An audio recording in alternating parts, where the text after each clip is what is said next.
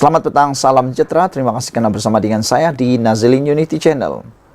Ini satu lagi rahasia daripada pihak pembangkang yang baru didedahkan sebentar tadi, yang pastinya Anda suka dan menarik perhatian kita semua. Dipetik daripada Harapan Daily, pembangkang akan terus perbodoh rakyat. Rakyat usah terpedaya provokasi kartel, ditulis oleh Norman Redzwan. Kerajaan mengumumkan beras putih Madani pada tanda harga baharu, yaitu RM30 bagi kampit 10 kg, manakala RM15.50 bagi kampit 5 kg, dan RM3.50 bagi 1 kg. Ianya berkuat kuasa pada 19 Februari tahun 2024. Adakah ia mendapat pujian rakyat? Rakyat yang membeli beras sekali sekala, mereka mungkin tidak perasan harga beras di pasaran. Tetapi bagi para peniaga, ia satu berita gembira buat mereka. Akhir-akhir ini, harga beras tidak menentu dan dikatakan telah naik mendadak, mengejutkan orang ramai. Dan menurut KPDN sendiri, beras import telah naik dari RM33 kepada RM39. Kini rakyat tidak perlu pening kepala lagi atas ketidaktentuan harga beras. Namun yang pasti pembangkang akan memanipulasi isu ini. Kartel-kartel tertentulah kepanasan kerana keuntungan besar mereka kini sudah berakhir.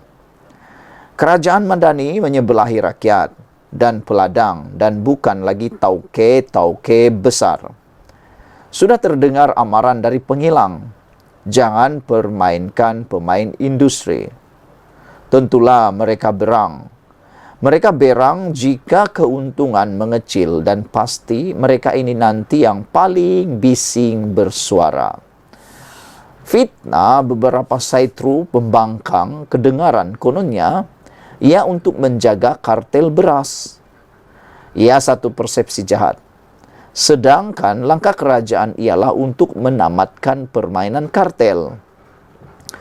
Saya tidak hairan reaksi pembangkang kerana sebelum ini apabila diperkenalkan menu Rahma turut ditentang pembangkang. Pembangkang ni biasalah kan. Apa saja yang diperkenalkan oleh kerajaan semuanya salah bagi mereka. Ada saja yang salah padahal semuanya baik-baik saja. Yang betul dan baik hanya daripada mereka sendiri. Pembangkang ini kerja mereka membangkang. Membangkang kebaikan untuk rakyat. Sebab mereka sangat bimbang rakyat mula melihat kerajaan Madani ini adalah kerajaan yang good governance. Mereka melakukan provokasi. Harga barang naik. Adakah itu fakta? Padahal kita buat perbandingan ketika kerajaan Madani beberapa bulan memerintah tahun 2023, fakta jauh lebih murah berbanding kerajaan Perikatan Nasional memerintah. Rakyat hanya terpengaruh dengan persepsi sebenarnya. Lihat ini. Zaman kerajaan Madani, cili merah berharga RM12 hingga RM15 per kilo. Bawang merah RM RM1.70 untuk 2 kg. Minyak masak RM29.60 sebotol. Ayam pula RM9 sekilogram. Tetapi dibanding pada zaman Perikatan Nasional, cili merah ialah RM50 untuk RM50 hingga RM100 sekilogram. Bawang merah pula RM4 hingga RM5 sekilogram. Minyak masak pula RM40 hingga RM40 sebotol. Ayam pula RM12 sekilogram. Sebenarnya, harga beras yang diperkenalkan itu merupakan langkah menang-menang kepada pemegang taruh, pengilang, dan peniaga. dengan memastikan harga beras di pasaran adalah stabil. Cuma kurang molek apabila Datuk Seri Abu Hussein Hafiz yang mengetuai jawatan kuasa menangani harga makanan dan kos sara hidup, Mesyuarat Khas Majlis Tindakan Sara Hidup Negara NSC COL mengumumkan dan bukannya menteri. Saudara-saudara sekalian, keputusan telah pun diumumkan hari ini bahawa beras putih Malaysia Madani tiada keputusan dibuat, tiada pusingan you. Juru cakap kerajaan Fahmi Fadzil menafikan kerajaan membuat pusingan you di dalam isu harga beras, memandangkan kerajaan belum pun memutuskannya. Sebarang keputusan dasar perlu melalui kabinet dan waktu ini belum ada makluman yang dibincangkan berkenan perkara terbabit. Saya ambil maklum, cadangan disebut Datuk Seri Abu Hussein Hafiz Said Abdul Fasal dalam konteks beliau bekerjasama dengan NSC COL, Majlis Tindakan Sara Hidup Negara.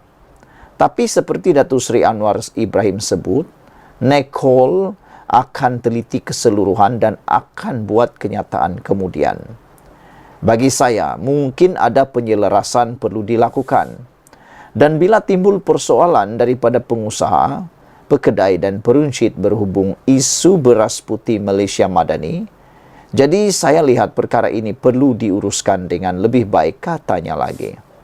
Fahmi berkata demikian ketika ditemui media selepas merasmikan Majlis Katan Parlimen Lembah Pantai di Masjid Al-Khadijah di sini hari ini.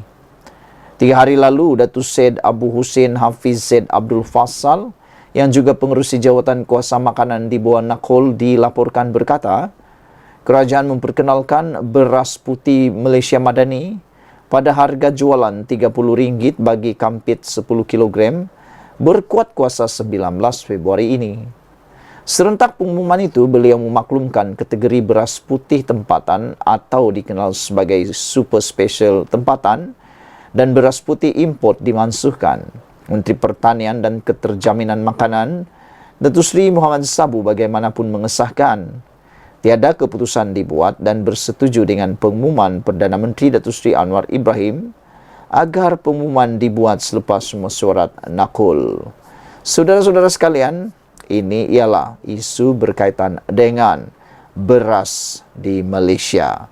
Dan harus diingat, seperti peringatan daripada penulis Norman Rizwan di Harapan Daily ini, pembangkang akan terus perbodoh rakyat. Rakyat usah terpedaya provokasi kartel. Sekian dulu untuk kali ini. Jangan lupa tinggalkan komen anda, tekan butang subscribe. Kita jumpa lagi. Bye-bye.